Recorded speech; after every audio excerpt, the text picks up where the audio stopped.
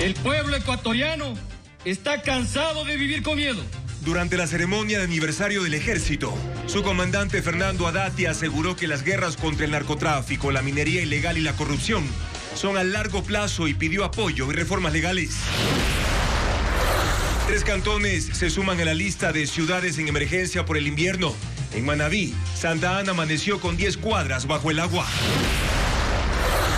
En la 4ª entrega del especial Chicos de la Mafia, la generación perdida, 2 menores de las bandas explican por qué la rehabilitación es casi nula, pues los centros para adolescentes infractores son escuelas del crimen.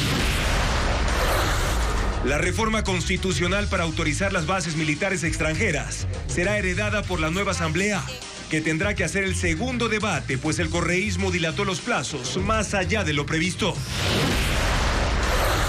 Una pugna entre el correísmo y el oficialismo bloqueó la conformación de una comisión para analizar la enmienda constitucional que establece al dólar como moneda oficial. Se mantiene la polémica sobre si el candidato a la Corte Constitucional, José Terán, tiene o no una inhabilidad para ocupar el cargo, y el actual pleno tuvo hoy su última reunión. Luego de 190 años, se confirma la reaparición del ave conocida como pachay de Galápagos en la isla Floriana, una especie que los científicos pensaban que se había extinguido. En una reunión por la guerra en Ucrania, el primer ministro británico Keir Starmer advirtió al presidente estadounidense Donald Trump que la paz no puede premiar al agresor, en referencia a Rusia. Televistazo explica para qué sirven y cuáles son los minerales raros que Estados Unidos pretende explotar en Ucrania con el acuerdo que firmarán Donald Trump y Volodymyr Zelensky. El misterio envuelve la muerte del actor ganador de 2 premios Oscar, Jim Hackman, su esposa y su mascota, hallados sin signos de violencia en su casa. Conciertos, desfiles y festivales son las opciones para el feriado para quienes decidan quedarse en Quito, Guayaquil o sus cantones cercanos. Con 668 votos, Jorge Guzmán es el nuevo presidente de Emelec. Tras ganar las elecciones del club, su rival José Aguado obtuvo 365 votos.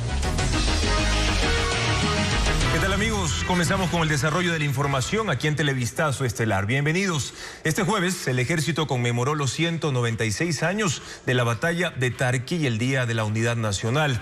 Durante la ceremonia, el comandante de la Fuerza Terrestre, Fernando Haddad, fue crítico con las instituciones del Estado por falta de cooperación para enfrentar la guerra contra el crimen organizado y la corrupción. El presidente Daniel Noboa respaldó a las Fuerzas Armadas y denunció intentos de desestabilización. Paul Romero con un recuento del evento. Pedidos, reclamos y denuncias marcaron los discursos en la ceremonia por el Día del Ejército, del Civismo y de la Unidad Nacional. Este martes la Fuerza Terrestre conmemoró 196 años de la batalla de Tarqui con una parada militar en la Escuela Eloy Alfaro de Parcayacu, en el norte de Quito. En la tribuna oficial estuvieron el presidente Daniel Noboa, la cúpula de las Fuerzas Armadas, el ministro de Defensa y autoridades de Estado. Al evento asistieron otras 1.200 personas. El comandante de la Fuerza Terrestre, Fernando Haddad, en un discurso de 8 minutos, exigió respaldo, garantía y respeto a las Fuerzas Armadas que libran la guerra declarada por el gobierno a los grupos armados organizados. Hoy debemos unirnos como sociedad para combatir al nuevo enemigo, que no respeta fronteras, que corrompe instituciones y que pone en peligro la vida de los ecuatorianos. No podemos permitir que el narcotráfico, la minería ilegal, el sicariato y la corrupción nos arrebaten la paz por la que tanto hemos luchado. Haddad cuestionó al resto de instituciones del Estado, sin nombrarlas, por falta de cooperación para enfrentar a los grupos de delincuencia organizada. Requiere la aprobación de leyes que se adapten a los nuevos escenarios. También es importante blindar a las instituciones de la infiltración de los grupos delincuenciales. Se necesita fortalecer el sistema de seguridad social militar y es prioritario contar con recursos necesarios y de forma permanente para un continuo mejoramiento de capacidades operativas de Fuerzas Armadas a fin de enfrentar con éxito esta terrible amenaza. El pueblo ecuatoriano está cansado de vivir con miedo, de ver cómo los criminales tienen más derechos que sus víctimas y no soporta más la impunidad. Noboa, en un discurso de 4 minutos, resaltó el trabajo de las Fuerzas Armadas tras la declaratoria de conflicto armado interno en enero de 2024 y, sin citar, se refirió a la vinculación de políticos con el narcotráfico. La seguridad que fue arrebatada por los narcocriminales, en complicidad con políticos que durante décadas lucraron con la angustia y el dolor de nuestro pueblo, a quienes intentan debilitarlos con filtraciones malintencionadas, a quienes desde la comodidad de una oficina buscan humillarlos y exponerlos, les decimos, han fallado. No lograrán quebrar la moral de nuestras fuerzas. La ceremonia militar concluyó con un desfile de tropas, 6 tanques de guerra, decenas de vehículos de combate y un desfile aéreo de 7 helicópteros de la Brigada de Aviación del Ejército en formación.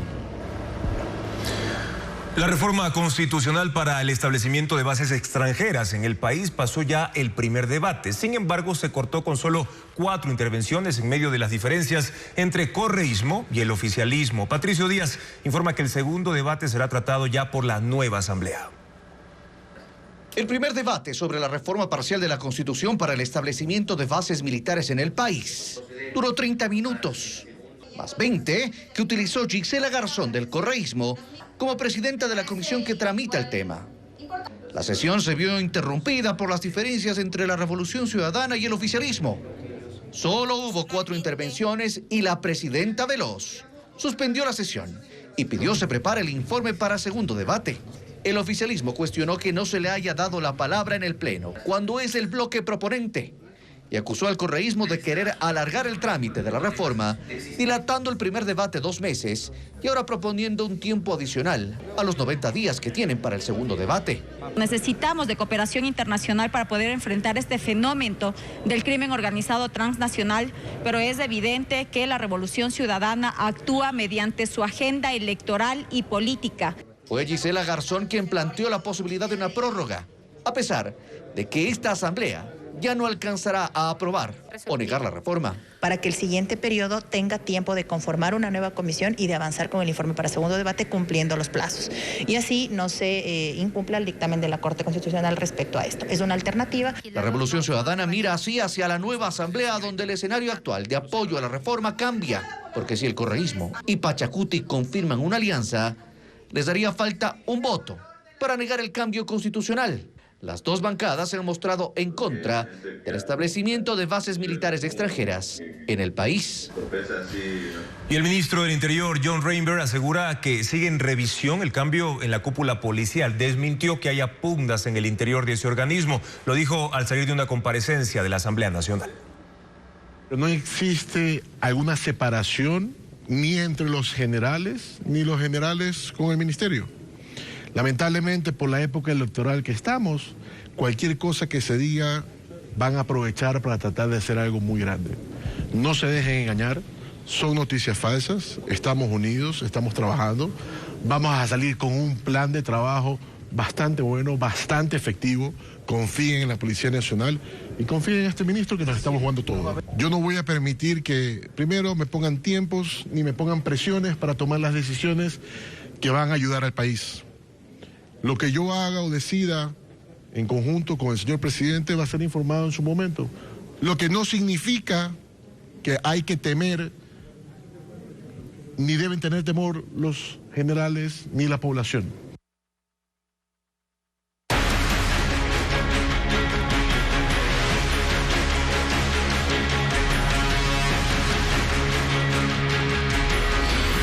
Lluvias, los estragos aumentan. Las lluvias no han dado tregua en Pimocha, provincia de Los Ríos, donde el agua ha rebasado calles y hogares, obligando a sus habitantes a moverse con el agua al pecho. El desbordamiento del estero La Julia ha dejado a cientos de familias de 2 comunidades en una lucha constante por salvar lo poco que pueden. Veamos. Con estas lluvias, cada paso en Pimocha es un desafío. El agua llega al pecho y no solo cubre los caminos, sino que se mete en las casas. Esta es la parroquia rural de Babahoyo más afectada por el invierno. Los sectores más críticos son las comunidades Puerto Luna y La Delia. donde el desbordamiento del estero La Julia ha golpeado a al menos 270 familias. Allá hay gente que ya se ha estado huyendo por ahí, han fletado carros y ya se han ido. Y ya hay agua en las casas, pues todo se daña. Y la situación empeora. La iglesia que antes servía como albergue también está anegada. Ahora, la Secretaría de Gestión de Riesgos ha ofrecido un refugio temporal en el centro de Pimocha, pero los habitantes temen por los pocos enseres y animales que les quedan. Un poquito lejano, pero la gente por lo general no va a ir porque realmente tiene sus cosas, su pertenencia. Puerto Luna y La Delia están a los costados de la vía estatal Babahoyo-San Juan.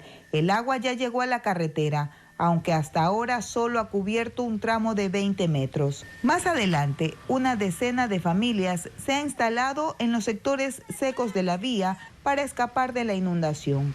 Algunos llevaron sus animales hasta la carretera para evitar que se ahoguen. La Prefectura de Los Ríos, la Gobernación y el Ministerio de Agricultura rellenaron y aplanaron el terreno para levantar carpas. Ahora las familias cocinan a la intemperie. Nos salimos a las 6 de la mañana, pero estamos desde la 1 de la mañana despiertos alzando las cosas en los hogares. A los niños más pequeños tratamos de enviarlos a donde familiares que estén lejos de aquí, donde no estén padeciendo lamentablemente por la inundación. En esta zona de Pimocha, los habitantes no tienen acceso a la red de agua potable. Dependen de pozos profundos, que ahora están contaminados con los desechos del desbordamiento. En los 2 primeros meses del año han muerto 9 personas a causa de las lluvias, según la Secretaría de Gestión de Riesgos. Sin embargo, hay otros 3 casos mortales que no están registrados como consecuencia de la época invernal. Diego Cuenca con el informe. Según la Secretaría Nacional de Gestión de Riesgos, hay 9 fallecidos por las lluvias entre enero y febrero. Un hecho ocurrió en Manabí la madrugada del 17 de febrero. Cuando el deslizamiento de rocas y lodo arrasó con una vivienda del barrio Fátima del Cantón Puerto Viejo. Adentro estaba una familia de 5 personas. Una quedó herida y 4 murieron mientras dormían. Hay otras 5 muertes, de las cuales la Secretaría de Riesgos no da más detalles. Y esta institución también confirmó a Televisazo que otros 3 casos no fueron incluidos, pues no los atribuyen a las lluvias. El primero ocurrió en Azuay, cuando un hombre de 43 años intentó recuperar un balón que se cayó al río Yanuncay y fue arrastrado por la corriente. Sucedió en Cuenca el pasado 11 de febrero. El cuerpo de bomberos rescató su cuerpo una semana después. El segundo fue en Guayas. Un niño de 7 años perdió la vida al caer a una zanja en la cooperativa San Francisco, en el norte de Guayaquil. Ocurrió el pasado 20 de febrero, en una torrencial lluvia que soportó esa ciudad. La corriente arrastró al menor 2 kilómetros y su cuerpo fue hallado en un canal debajo de un puente. El tercero ocurrió en Tungurahua. Un hombre de 82 años que estaba dentro de su casa murió sepultado por un deslave que ocurrió el 10 de enero, cuando cayó una lluvia fuerte en Ambato. Con estos casos, en total son 12 las personas que han muerto en lo que va de esta época invernal. Y hasta el momento el paso vehicular en los destinos turísticos de la costa está habilitado, aunque en algunos casos solo de manera parcial. Mientras en la sierra hay ciudades a las que para llegar será necesario tomar rutas alternas, como lo informa a continuación Luis Alfredo Zúñiga. Los turistas que deseen acudir en carnaval a los balnearios de Santa Elena podrán hacerlo sin problemas. El último deslizamiento que hubo fue antes del ingreso a Manglar Alto. A Manabí también se podrá acudir. Sin embargo, en 16 carreteras se debe circular con precaución. Así será para quienes se movilicen entre Puerto López y Manta, ya que se está cambiando la capa de asfalto en la vía. Y quienes quieran circular por la Puerto Viejo, Calderón, San Plácido, deben desviarse por la San Plácido, San Sebastián, Calzeta, Puerto Viejo, para evitar los deslizamientos recientes. En Esmeraldas 3 vías tienen novedades. Una es la Esmeraldas Quinindé, parcialmente habilitada por derrumbes y pérdida de la mesa asfáltica en 4 sectores. Para dirigirse a Cuenca desde El Oro habrá que tomar rutas alternas, ya que la Cuenca Girón Pasaje sigue cerrada por el daño en el kilómetro 22. El desvío es por la Cuenca Chut, Cochancay, Naranjal Pasaje. Y para los que salgan de Guayas, la Cuenca Molleturo El Empalme está habilitada parcialmente por constantes derrumbes. En Tungurahua, los conductores que se movilicen entre Ambato, Pelileo y Baños deben tomar una variante en el sector La Maca, debido a un socavón, lo que puede influir en el tráfico en la zona. zona. En Loja, luego de varios días cerrada, se habilitó parcialmente la Loja Malacatos, en el sector Dos Puentes, y maquinaria sigue trabajando en la zona. Además, en Napo está parcialmente habilitada la vía entre Tena y Puyo, sector Puerto Napo, donde solo está abierto un carril. En las redes sociales del Ministerio de Transporte, los conductores pueden consultar si hay novedades. Estados Unidos revocó las concesiones petroleras que en el gobierno de Joe Biden se otorgaron a Venezuela. El presidente Donald Trump alegó que el régimen de Maduro no cumplió con las garantías electorales ni ha trasladado migrantes deportados a su territorio a la velocidad acordada. El presidente de Estados Unidos, Donald Trump, puso fin a las concesiones para la producción y exportación de petróleo a Venezuela que su predecesor Joe Biden le dio al régimen de Nicolás Maduro en 2022, a cambio de iniciar un diálogo con la oposición y realizar elecciones libres y transparentes.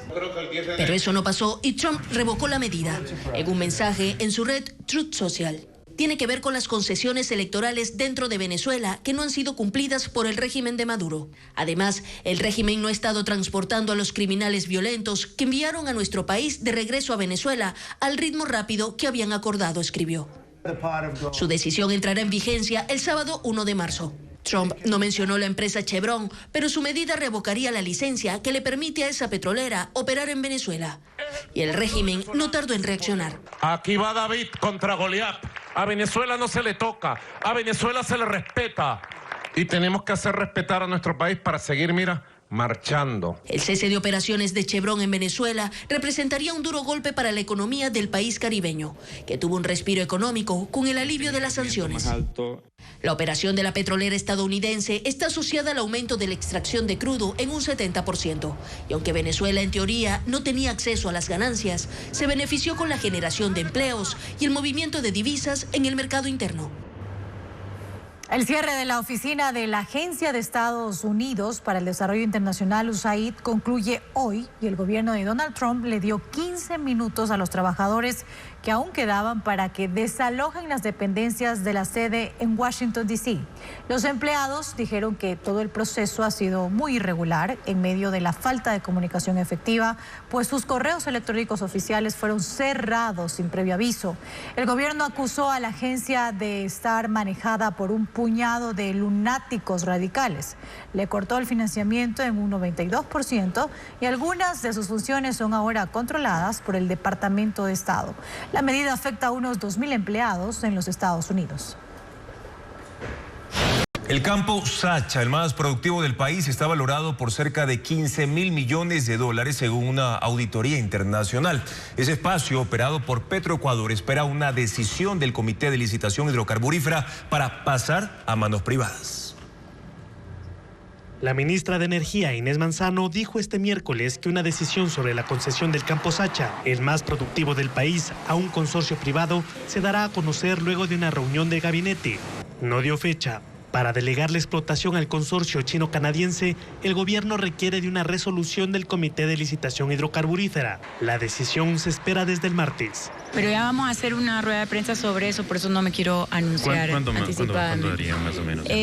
Mañana, no sé en qué día, pero hoy ya tenemos reunión con todos los ministros. La operación del campo Sacha inició hace 53 años en el bloque 60, en Orellana, y hoy tiene cerca de 500 pozos en 355 kilómetros cuadrados. Sus reservas probadas suman 367 millones de barriles de crudo y 96 millones de pies cúbicos de gas natural. Según la consultora tejana Netherland, Sewell, el valor de este campo asciende a 14.941 millones de dólares. Actualmente aporta el 16% de la producción petrolera del país con 73.711 barriles diarios.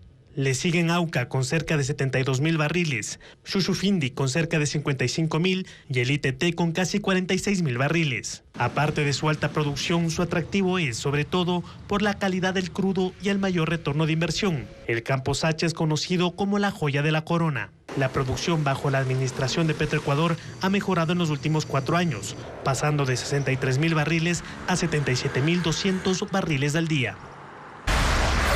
Guayaquil, pacientes del Instituto de Neurociencias de la Junta de Beneficencia de Guayaquil presentarán la obra Queirolo y algo más. Además, en Quito, el Coro Mixto Ciudad de Quito ofrecerá un concierto gratuito en la Casa Barrial de Solanda, en el sur de la capital. Estefanía Arias con la agenda cultural.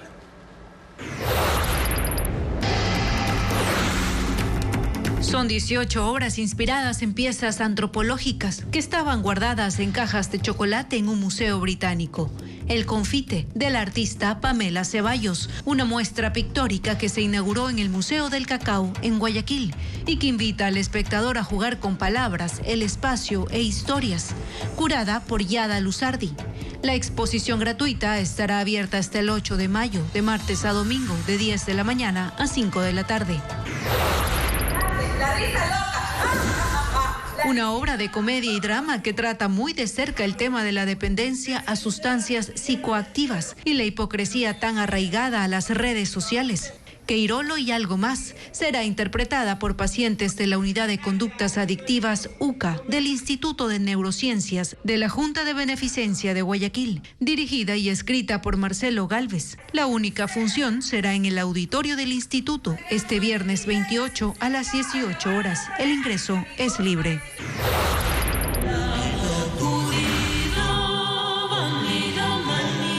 El Coro Mixto Ciudad de Quito presentará Viaje por la Historia de la Música Vocal, un concierto didáctico bajo la dirección del maestro César Espinosa.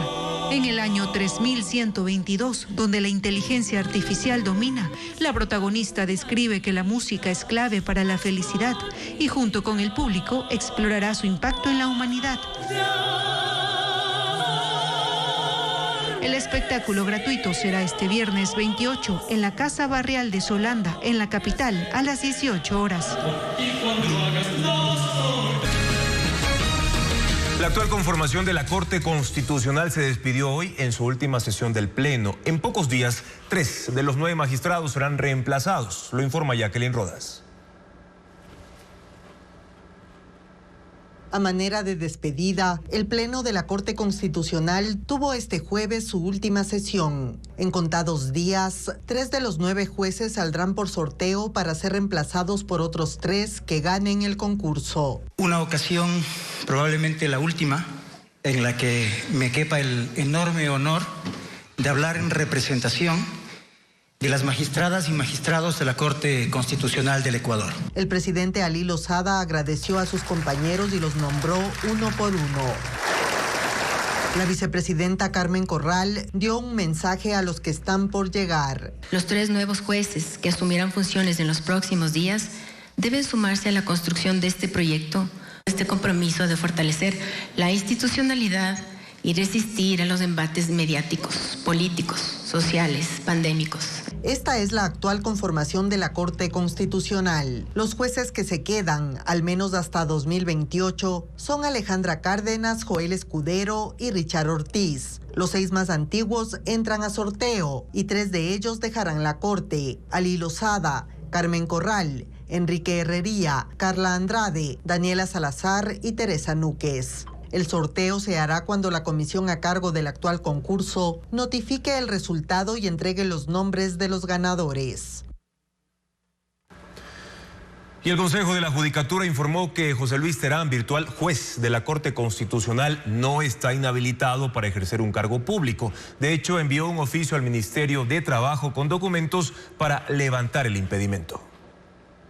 Se mantiene la tensión por el futuro del concurso de jueces de la Corte Constitucional. La repentina inhabilidad del segundo mejor puntuado, José Luis Terán, que apareció en el Ministerio de Trabajo, sigue bajo análisis de la comisión seleccionadora. Terán niega que tenga un impedimento legal para ejercer un cargo público. Para él es una grave irregularidad y una maniobra, y exige que se corrija de inmediato. El Consejo de la Judicatura contestó que el candidato no está inhabilitado y envió este oficio al Ministerio de Trabajo para que se revoque el impedimento. El ministerio no ha contestado. La comisión que realiza el concurso espera esa respuesta, pero independientemente de ella, seguirá con el cronograma normal. Tiene hasta el próximo 6 de marzo para resolver el recurso de revisión de la postulante Pamela Aguirre Castro, que, si lo acepta, igual no cambiará el orden de los 3 mejor puntuados. Según las calificaciones finales, los 3 magistrados constitucionales serán Claudia Salgado de la terna de Daniel Noboa, Terán de la Asamblea y Jorge Benavides de la Función de Transparencia. Esta madrugada se realizaron 16 allanamientos en viviendas y oficinas de la Fiscalía en las provincias de Pichincha, Suay y Bolívar. La Fiscalía Anticorrupción investiga a funcionarios de su institución y también de la Unidad Judicial de Mejía por tráfico de influencias. Supuestamente obtenían beneficios en procesos judiciales y direccionaban el manejo de esos trámites. Tras los allanamientos se incautaron dispositivos electrónicos, documentos, dinero en efectivo y también prendas de vestir. El primer ministro británico Keir Starmer se reunió con el presidente de Estados Unidos, Donald Trump, en Washington como parte de las gestiones políticas de los aliados para una salida a la guerra en Ucrania. Starmer advirtió que no puede haber una paz que premie al agresor y Trump dice que si esa paz no se consigue pronto, quizás no se alcance nunca. Informa Pedro Jiménez. Reino Unido y Estados Unidos tienen visiones distintas sobre una salida a la guerra en Ucrania. Donald Trump se ha acercado al presidente ruso Vladimir Putin y presiona al presidente Volodymyr Zelensky. El primer ministro británico intenta que Estados Unidos no abandone a Ucrania en sus necesidades de seguridad. Hoy, en la Casa Blanca, Keir Starmer reconoció que el premio a todo este esfuerzo que están haciendo es la paz en Ucrania. That is the prize. But we have to get it right. Ese es el premio, pero tenemos que hacerlo bien, dijo. Hay un lema famoso en Reino Unido después de la Segunda Guerra Mundial que dice: tenemos que ganar la paz, pero no puede ser una paz que premie al agresor. Donald Trump ve en cambio que dejar pasar mucho tiempo puede no ser conveniente. Creo que vamos a tener una paz muy exitosa y creo que será una paz duradera. Con suerte sucederá rápidamente. Si no es así, es posible que no suceda en lo absoluto. Europa discute desde ya la posibilidad de establecer una fuerza multinacional para preservar la paz en Ucrania. Reino Unido y Francia apoyan la iniciativa de enviar unas 30.000 tropas, pero Trump advierte: tengo que decir esto. Estás hablando de una fuerza de mantenimiento de la paz. Primero tenemos que llegar a un acuerdo y en este momento no lo tenemos. Trump ha dicho que en ese camino ambas partes tendrán que hacer concesiones. Por ejemplo, que Ucrania debe olvidarse de ingresar a la Alianza Militar Atlántica, la OTAN, y cree que Vladimir Putin va a respetar el acuerdo al que se llegue. Pero desde Moscú, fuentes del Kremlin dijeron hoy que los territorios que han ganado en la guerra y que se han convertido en entidades rusas están fuera de cualquier negociación. Hablando de las regiones de Lugansk, Donetsk, Zaporilla y Jersón, casi un 20% del territorio original de Ucrania. Han señalado también que en estas negociaciones nadie espera soluciones fáciles. Estados Unidos y Ucrania firmarán mañana un acuerdo para la explotación de yacimientos minerales y fuentes de metales raros en suelo ucraniano. Es parte de los compromisos que la administración Trump le pide al presidente Volodymyr Zelensky en la búsqueda de un pacto con Rusia para poner fin a la invasión militar. Ucrania tiene grandes reservas de hidrocarburos como petróleo, gas y carbón, pero también una riqueza mineral a la que Estados Unidos le ha puesto la mirada.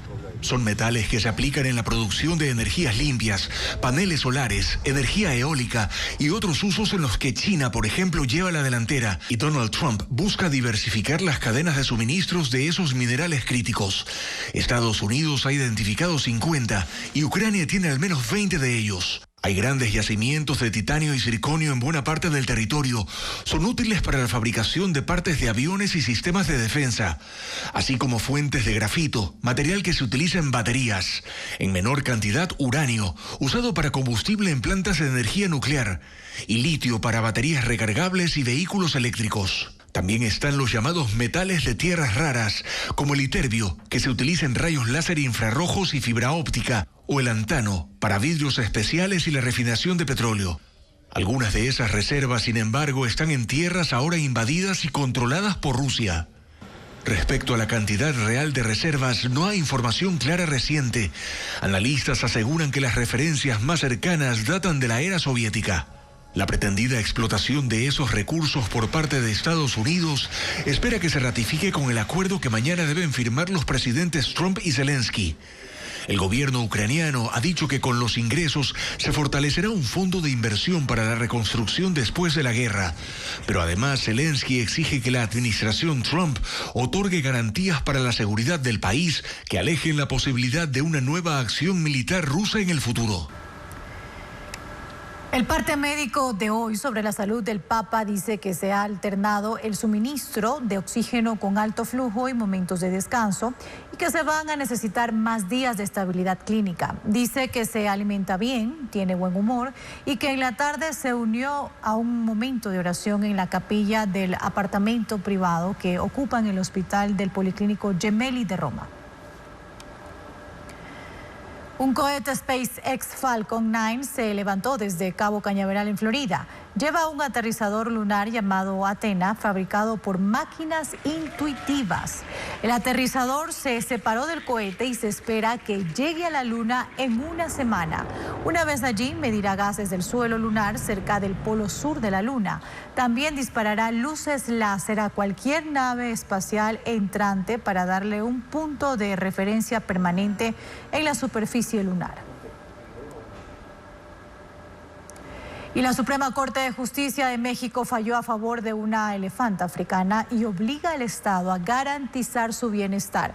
Determinó que la Secretaría del Ambiente y otras instituciones, incluyendo el Zoológico de Ciudad de México, donde habita el animal, deben velar por una mejoría constante en su condición física y una vida digna. Eli fue rescatada de un circo y enviada al zoológico de San Juan de Aragón hace 13 años.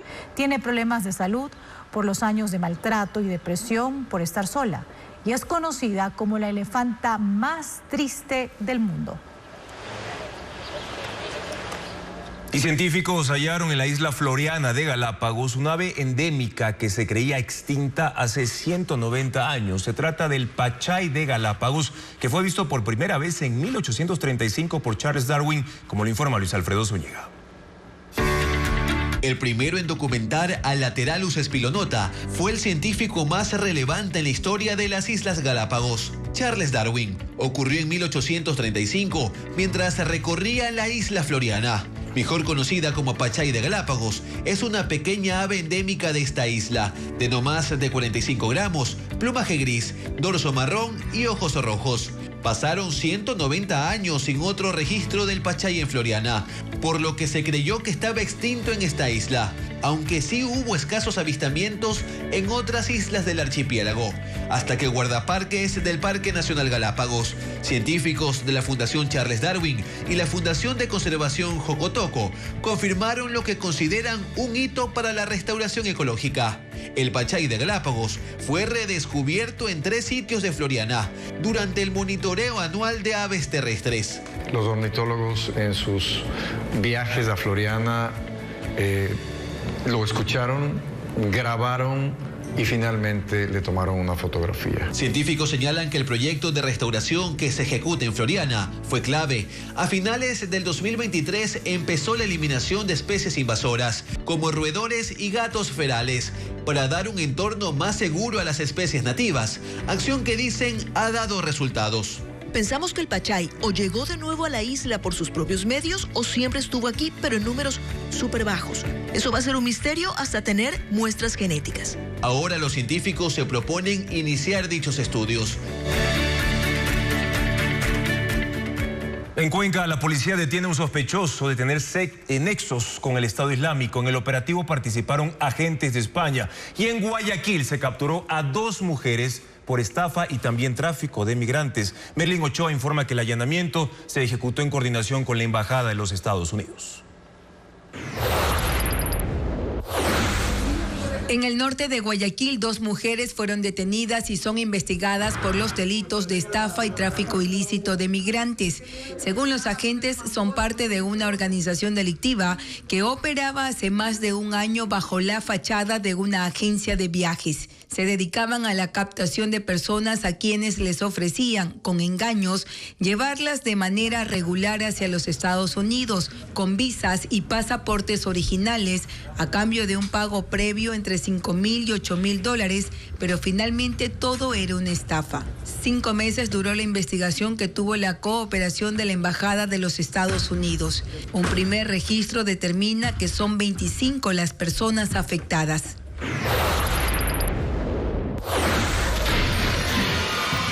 El operativo se realizó en Cuenca, provincia de la Suay.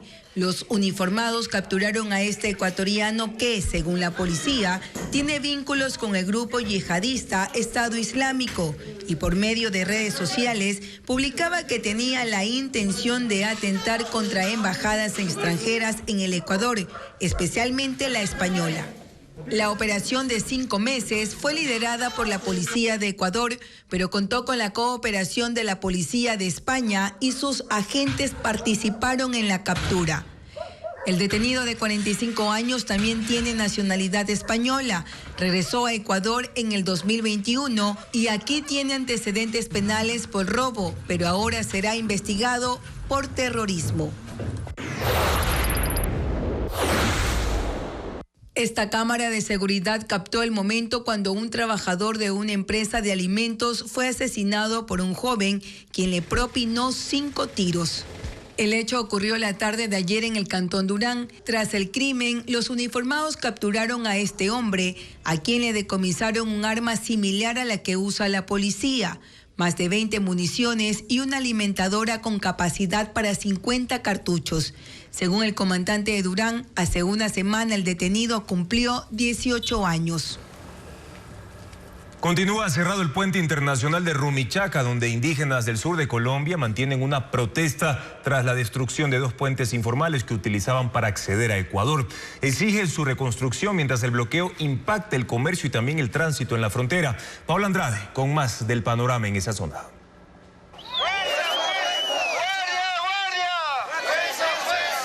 Por segundo día consecutivo, el puente internacional de Rumichaca permanece cerrado desde el lado colombiano por 400 indígenas de las comunidades Pasto, Quillacinga y Agua del vecino país.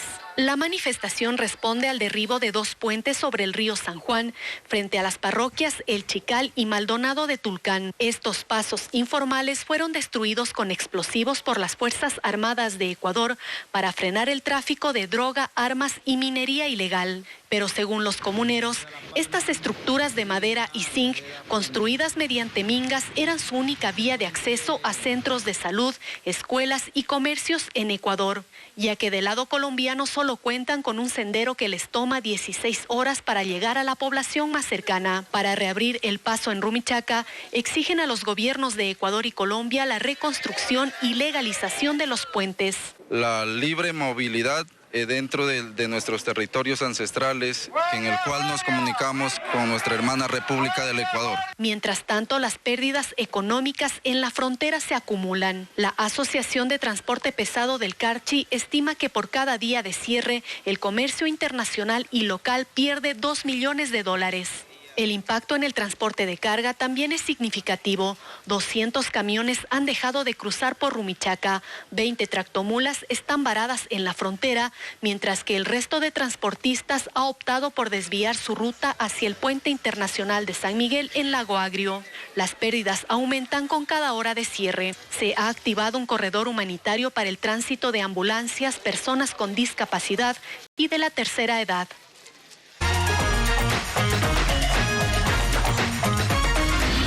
Carnaval, el desenfreno permitido.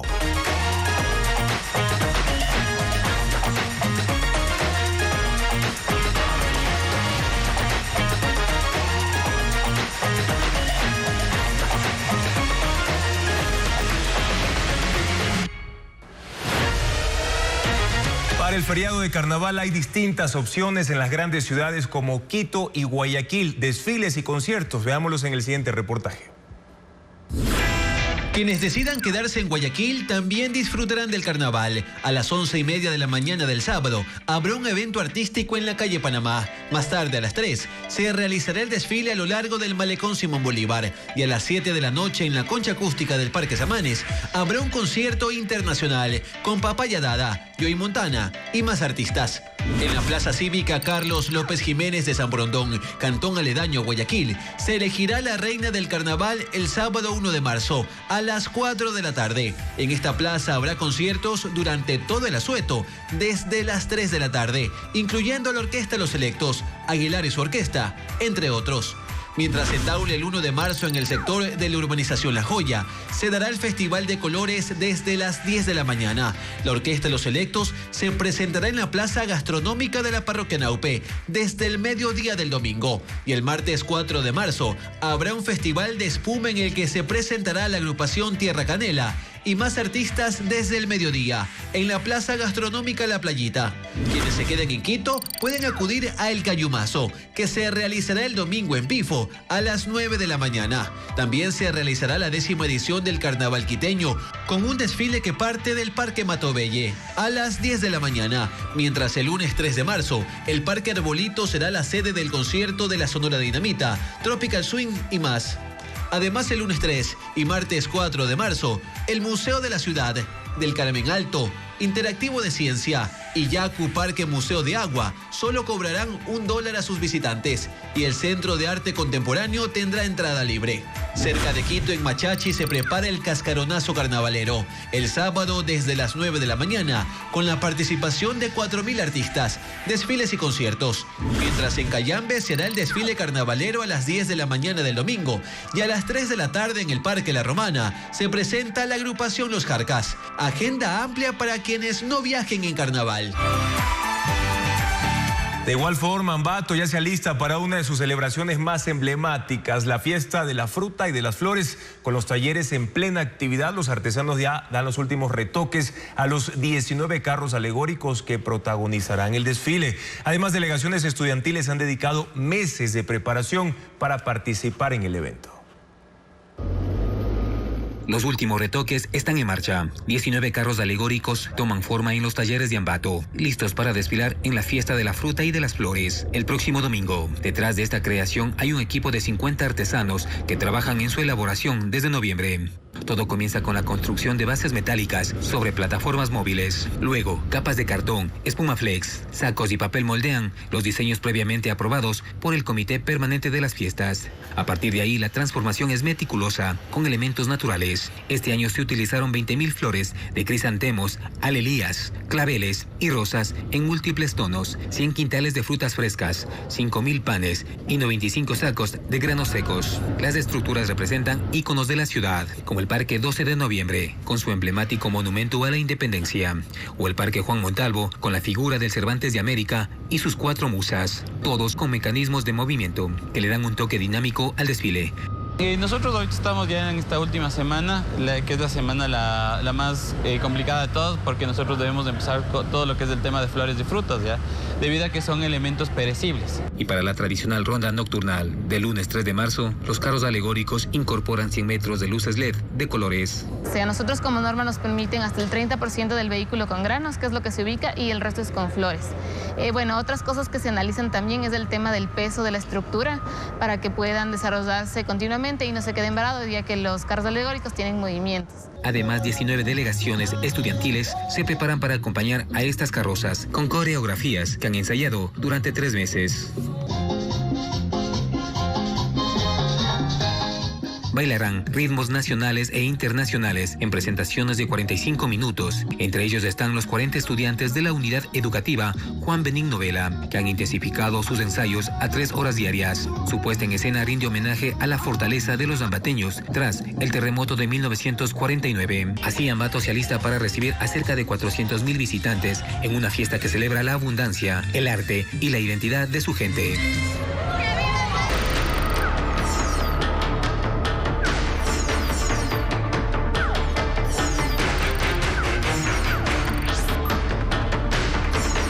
Los chicos de la mafia, la generación perdida.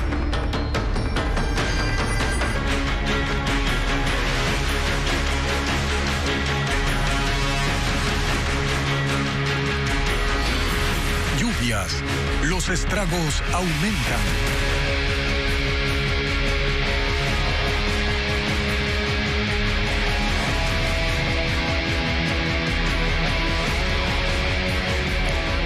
Ecuador enfrenta un invierno que desde enero hasta la noche de este 27 de febrero afecta ya a 23 provincias, donde un total hasta ahora de 168 cantones soportan inundaciones y también deslaves. De hecho, ese número aumentó porque hasta ayer eran 165 cantones, ahora son 168 los afectados. ¿En qué provincias? Aquí tenemos la lista. En Esmeraldas, Manabí, Santa Elena, la provincia del Oro, también Los Ríos, Guayas, Azuay y en el sur del país la provincia de Loja. Por eso ya fueron declaradas todas estas provincias y estos 168 cantones en emergencia. Las precipitaciones hasta ahora dejan 9 fallecidos, 17.781 familias perjudicadas, 17.350 viviendas afectadas y 40 casas destruidas. Esta cifra también aumentó porque hasta ayer eran 37 las viviendas que han quedado destruidas. Y es que la época invernal también está arrasando con zonas agrícolas. Por ejemplo, las lluvias afectaron a 1.449 hectáreas de diferentes cultivos y el 61% se perdió, según la información proporcionada por el Ministerio de Agricultura, que además asegura que las pérdidas económicas ya ascienden a $1.468.000 hasta el momento. Y estas lluvias intensas han provocado, por ejemplo, el desbordamiento de esteros y el aumento del caudal del río Portoviejo, dejando bajo el agua a comunidades de Santa Ana y de Portoviejo. En algunas zonas el agua llega hasta la cintura. La situación se agrava también por la destrucción de los cultivos y la amenaza de nuevas evacuaciones. La cabecera cantonal de Santa Ana amaneció con al menos 10 cuadras bajo el agua este jueves. Durante la noche, los esteros Vizquije y Taina se desbordaron, arrastrando una corriente que bajó con fuerza desde la zona montañosa y destruyó extensas zonas de cultivos. Santa Ana es completamente campesino. Ese es el temor, las pérdidas. Estos esteros desembocan en el río Portoviejo, cuyo caudal ha crecido de manera alarmante en las últimas 24 horas. Nacido en las montañas de Santa Ana, este río recorre 143 kilómetros y atraviesa varias comunidades que ahora enfrentan los estragos de la creciente. En la zona limítrofe con Portoviejo, al menos 7 comunidades, incluida Estancia Vieja, están anegadas. El agua llega hasta la cintura y el impacto es mayor que el de la semana pasada, cuando 2 quebradas ya habían provocado inundaciones. Estamos asustados por lo que está pasando ahorita. La corriente del río ha subido hasta la base del puente El Cadi, dejando atrapadas a varias personas en la otra orilla. 85 casas que ya se están afectando bastante. ¿Van a evacuar? Eso es lo que se le está pidiendo a ellos, que evacúen. Pero me dicen a dónde se van.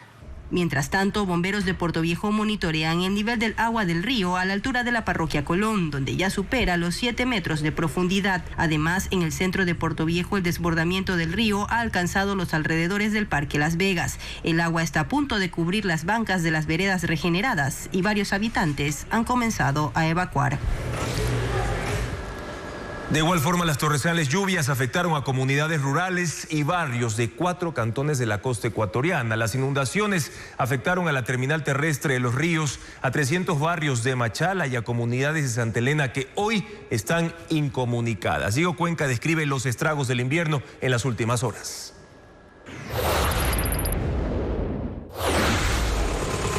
En Los Ríos, la zona urbana de Babahoyo amaneció inundada por la torrencial lluvia que duró 7 horas. El río La Sabana se desbordó y afectó las operaciones de la terminal terrestre de esa localidad, donde se movilizan 1.600 personas a diario. Los andenes donde se parquean los buses estaban llenos de agua. La inundación también afectó el ingreso de emergencia del hospital del IES en Babahoyo. Un video muestra cuando una mujer ingresa. En El Oro, una lluvia de 4 horas inundó las calles del centro de Machala, donde están las principales entidades públicas del estado y del municipio. Los vehículos y habitantes tuvieron complicaciones para moverse por la ciudad. En total, 300 barrios quedaron inundados. En la ciudadela Roldós, al sur del cantón, los comerciantes tuvieron que usar jabas vacías y bloques para levantar los productos o enseres. En Santa Elena se desbordó el río de la comuna Dos Mangas, en la parroquia Manglar Alto, donde habitan 1.300 personas. El agua pasó por encima del puente. Las lluvias también incrementaron el caudal del río Grande, que pasa por la parroquia Chanduy. Ahí un niño de 11 años falleció luego de golpearse la cabeza cuando se lanzó al agua y fue arrastrado por la corriente. En Guayas, este miércoles la intensa lluvia desbordó el río de la parroquia Progreso de Guayaquil. Las calles y casas de los barrios Ecuador, Nuevo Progreso y Chirimoya quedaron inundadas. Incluso un muro fue destruido por la fuerza del agua y bloqueó el puente de la localidad. La enmienda para establecer al dólar como moneda oficial de Ecuador no pudo avanzar en el Pleno. El correísmo no obtuvo los votos para integrar la comisión que tramitará la enmienda y no permitió que se vote la propuesta del oficialismo. Patricio Díaz con más detalles de lo que ocurrió en el Pleno Legislativo. La pugna entre el correísmo y el oficialismo en el Pleno de la Asamblea se agudiza. El segundo punto del orden del día en la sesión de este jueves era crear la comisión que tramitará la enmienda constitucional propuesta por la Revolución Ciudadana para que el dólar sea la moneda oficial del Ecuador. Pero la presidenta de la Asamblea, Viviana Veloz, decidió saltar ese punto. No había acuerdo para conformar esa mesa ocasional, ni sobre quién la presidirá. Hubo conversaciones de todos los sectores. Hasta que después de casi 2 horas, Veloz interrumpió la sesión para que su coidearia, Esther Cuesta, proponga a los 7 miembros de la comisión, con 2 representantes de su bancada. Solo hubo 65 votos y necesitaban 70. Inés Alarcón del oficialismo esperó en vano para proponer otra lista con un solo miembro del correísmo. Veloz no le dio paso y regresó al punto anterior. Básicamente se dejan en evidencia en que, claro, como la comisión no fue como les gustaba a ellos, entonces ya no se puede votar de este tema. ¿Y dónde está pues la verdadera protección a la dolarización que tanto plantean? El oficialismo estaba dispuesto a apelar la presidencia, pero Veloz se les adelantó. Procedo a suspender la sesión. La Revolución Ciudadana defendió su posición en el Pleno. Aquí no se trata de que yo quiero tal o tal o tal. No se trata de eso. Aquí se trata de enmendar la Constitución. Las otras bancadas cuestionan la pugna entre los 2 bloques mayoritarios. Esta vez, el Partido Social Cristiano estuvo de acuerdo con el oficialismo. Se debía votar otra lista de la comisión. Esperemos que los diálogos en las próximas horas permitan que se conforme una comisión multipartidista, creo yo, en la cual toda la sociedad ecuatoriana se sienta bien representada. La presidenta Viviana Veloz definirá cuándo convoca el Pleno nuevamente para tratar la enmienda sobre el dólar. La jueza Nubia Vera visitó por tercera vez el Ministerio del Trabajo y constató que se cumplió con la colocación de la placa ordenada en una sentencia a favor de la vicepresidenta Verónica Abad. Sin embargo, aún quedan pendientes otros puntos del fallo, como por ejemplo las disculpas públicas en cadena nacional y que se le permita a Abad el ingreso a la vicepresidencia. Fabiola Santana actualiza la información. Por tercera ocasión, la jueza Nubia Vera acudió al Ministerio del Trabajo para verificar el cumplimiento de uno de los puntos de su sentencia a favor de la vicepresidenta Verónica Abad, la colocación de una placa. Esta vez la jueza determinó que la ministra Ivonne Núñez sí cumplió con lo dispuesto de fondo. Reubicó la placa que estaba sobre un kiosco de dulces a un lugar visible, con el mensaje: aquí se respeta la Constitución, los tratados internacionales, a los servidores públicos y a los trabajadores en general. Solo ordenó modificar la fecha y reemplazar la palabra providencia por sentencia. Como ya se dijo que es la última verificación que realiza la juzgadora, disponiendo en este momento que la ministra de Trabajo mantenga de manera permanente, es decir, para siempre, esta placa, que no sea retirada luego de que se haya hecho la verificación. El ministerio también retiró otras 3 placas, la que contenía un mensaje contra la sentencia que la jueza consideró ofensivo, la placa invisible y la que contenía disculpas públicas a la vicepresidenta. Las disculpas deben ser difundidas en cadena nacional y el plazo concluye este viernes. Está pendiente, entre otras cosas, que se permita el ingreso de Abad a la vicepresidencia y le devuelvan su sueldo. Sobre esto los plazos están cumplidos y los abogados de Abad piden sanciones. Encuentran al actor estadounidense Gene Hackman, a su esposa y a su perro muertos en su casa en Nuevo México. La policía no sospecha que se hubiera producido algún crimen, pero informaron que hay una investigación en marcha. Gene Hackman, de 95 años, 2 veces ganador del Oscar, fue encontrado muerto con su esposa Betsy Arakawa, de 63 años, y su perro, en su casa en Nuevo México, Estados Unidos. No hay indicios que señalen que se trata de un crimen y las autoridades no han proporcionado la causa del fallecimiento. El estadounidense, con una amplia trayectoria, ganó en 1971 el Oscar al mejor actor por su papel de Jimmy Popeye en la película The French Connection. Y otro en 1992, al mejor actor de reparto por interpretar a Little Bill Daggett en el filme de Clint Eastwood Unforgiven, además de 2 BAFTA, 4 Globos de Oro y un premio del Sindicato de Actores de Cine. You give up a lot in terms of family, and one thing you're always.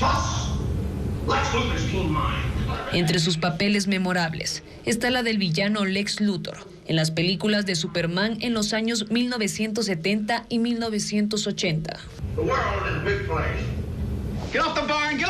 Entre las 100 actuaciones será recordado por haber trabajado con Al Pacino, Diane Keaton y Francis Ford Coppola. Desde que se jubiló a los 74 años, mantuvo una vida alejada de la escena pública, junto a su esposa, una pianista de música clásica. Charlie.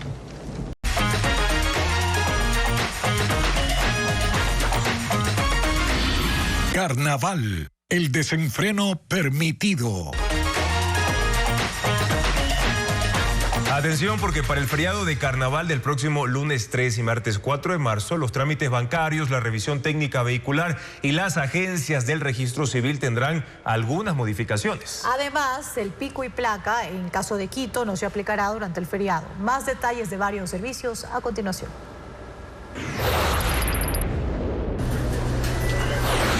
La Agencia Nacional de Tránsito informó en un comunicado que los turnos reservados para el lunes 3 y martes 4 de marzo serán atendidos del 5 al 7 de marzo de 8 de la mañana a 4:30 de la tarde en todos los centros de revisión del país, incluidos los administrados por los municipios. En las agencias de la provincia del Guayas, el horario se extenderá hasta las 6 de la tarde debido a la alta demanda de citas. Los usuarios pueden asistir en el horario de su preferencia.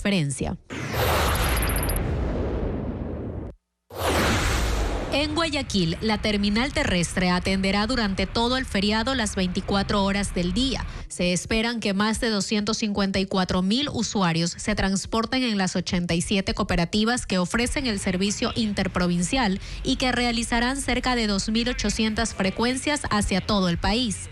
La terminal terrestre de Pascuales mantiene el horario de atención de 5 de la mañana a 9 de la noche y espera recibir en estos días a 23,000 personas. Asimismo, en Quito, las terminales terrestres de Carcelén y Quitumbe brindarán el servicio durante todo el feriado sin interrupciones. La Asociación de Bancos del Ecuador informó que los cajeros automáticos estarán habilitados durante los 4 días de asueto. También estarán operativos la banca digital y los corresponsales no bancarios ubicados en tiendas, farmacias y supermercados. En cuanto a los horarios de atención en las agencias físicas, la asociación sugiere revisar en los canales oficiales de cada institución bancaria.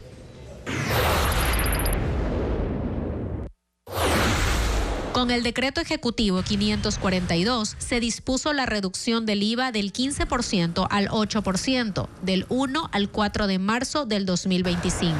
Los establecimientos que ofrezcan alimentos, bebidas, así como servicios en agencias de viajes, servicio de alojamiento y de transporte turístico deberán aplicar la tarifa reducida en las facturas. El municipio de Quito sugiere a la ciudadanía el uso del transporte público que operará con normalidad durante el feriado. En cuanto a la medida pico y placa, anunciaron que estará suspendida los 2 días del feriado, conforme lo dispuesto por la alcaldía. Durante el carnaval, las agencias del Registro Civil Nacional solo atenderán para el servicio de defunción, mientras que en Guayaquil, la Corporación Registro Civil atenderá en las agencias de los centros comerciales el sábado de 10 de la mañana a 6 de la tarde y en la agencia del terminal terrestre de 10 de la mañana a 3 de la tarde. Durante el feriado del lunes y martes, solo atenderá la agencia en la sala de velación de la Junta de Beneficencia de 8 de la mañana a 1:30 de la tarde. Los coloridos trajes y los bailes son la parte más llamativa de los desfiles de las escuelas de samba en Brasil, pero no serían lo mismo sin el retumbe de los tambores y las características también del carnaval brasileño. Y para que mantengan el ritmo y la sincronía, los directores de percusión se dan a entender con señas y giros en medio de la multitud. El corazón de una escuela de samba son sus tambores. Cada institución tiene entre 200 y 300 percusionistas. Para lograr tocar al mismo ritmo, obedecen a numerosos movimientos de manos, giros y señalamientos durante el desfile de carnaval. A diferencia de los directores de orquesta, los directores de samba no están en un podio, por lo que sus indicaciones las dan con las manos bien arriba.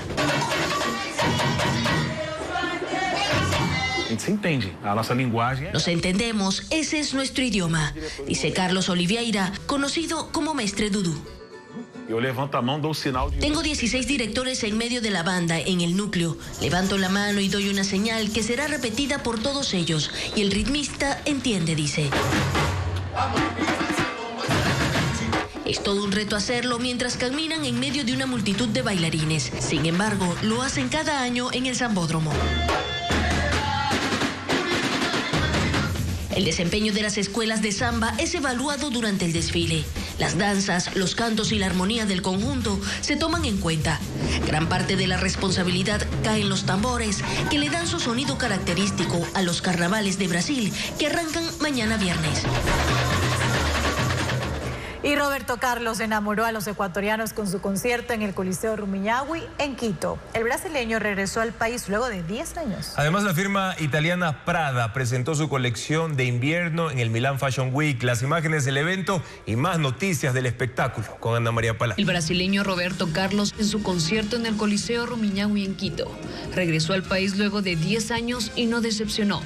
A sus 83 años, cantó casi 2 horas los clásicos: El gato que está triste y azul, Cóncavo y convexo y ¿Qué será de ti? Continuará su gira por Colombia, Perú y México.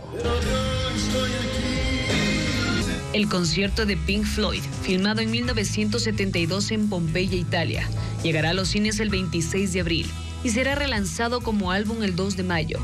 El espectáculo se grabó sin público y es considerado uno de los más influyentes de la historia del rock por sus innovadoras transiciones y enlaces entre canciones. La firma italiana Prada presentó su colección de invierno en el Milan Fashion Week. Las faldas protagonizaron la pasarela, con diferentes estructuras, tejidos, siluetas y colores como el café y el negro. También pantalones en corte recto, vestidos holgados y zapatos en punta. Y así llegamos a la parte final de nuestro noticiero. Televistazo regresa mañana a las 5:55. En contacto directo estará Nelson Baldión, el exconsultor en geopolítica energética para el Instituto de Américas en Houston, para analizar los cambios que impone la crisis en Petroecuador. Además, Jorge Melguizo, exsecretario de Cultura Ciudadana, Desarrollo Social y Económico de la Alcaldía de Medellín, para decir cómo enfrentó esa ciudad los fenómenos que ha revelado Televistazo en la serie Los Chicos de la Mafia, la generación perdida. Amigos, gracias por habernos acompañado. La información verificada con el sello de Televistazo continúa en ecuavisa.com y también en nuestra app Ecuavisa Play. Buenas noches.